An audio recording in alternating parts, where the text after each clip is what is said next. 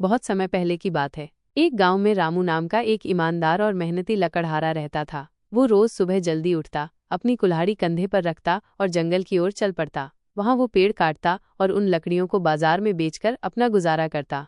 रामू गरीब था, लेकिन बहुत ईमानदार और संतोषी था। वो कभी किसी का नुकसान नहीं करता था और हमेशा मेहनत से अपना जीवन चलाता। एक दिन की बात है, रामू रोज की तरह जंगल गया।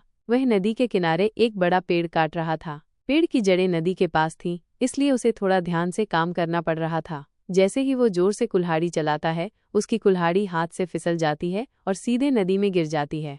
छपाक आवाज आती है और कुल्हाड़ी पानी में डूब जाती है। रामू परेशान हो जाता है। वह नदी किनारे बैठकर सिर पकड़ लेता है और दुखी होकर कहता है, हे भगवान, मेरी कुल्हाड़ी ही मेरा सब कुछ थी। अब मैं क्या करूं? मैं तो बहुत गरीब हूं, नई कुल्हाड़ी कैसे लाऊंगा? तभी अचानक नदी से एक चमकदार रोशनी निकलती है और उसमें से एक जल की देवी प्रकट होती हैं। वे मुस्कुराते हुए रामू से पूछती हैं, हे लकड़हारे, तुम क्यों रो रहे हो? रामू विनम्रता से कहता है, माँ, मेरी कुल्हाड़ी नदी में गिर गई है। वही मेरी रोजी रोटी का सहारा थी। मैं बहुत गरीब हूँ, मेरे पास दूसरी कुल्हाड़ी नहीं है।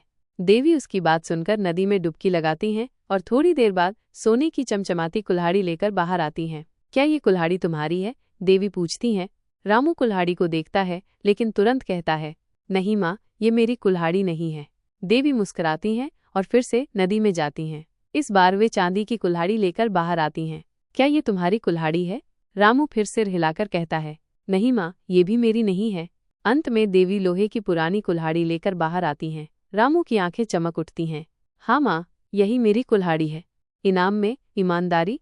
देवी रामू की ईमानदारी से बहुत प्रसन्न होती हैं। वे कहती हैं, तुम सच्चे और ईमानदार व्यक्ति हो। मैं तुम्हारी सच्चाई से बहुत खुश हूँ।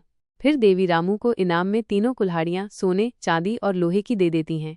रामू हाथ जोड़कर देवी को धन्यवाद देता है और खुश होकर घर लौट जाता है। उसने कभी भी किसी को नुकसान नहीं पहुंचाया और हमेशा सच्चाई का साथ दिया।